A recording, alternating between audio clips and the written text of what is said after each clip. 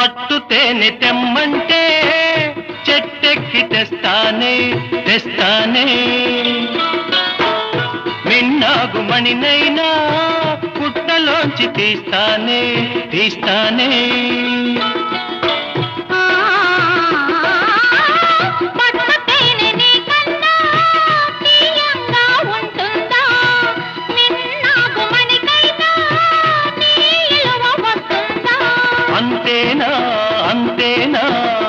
అవును.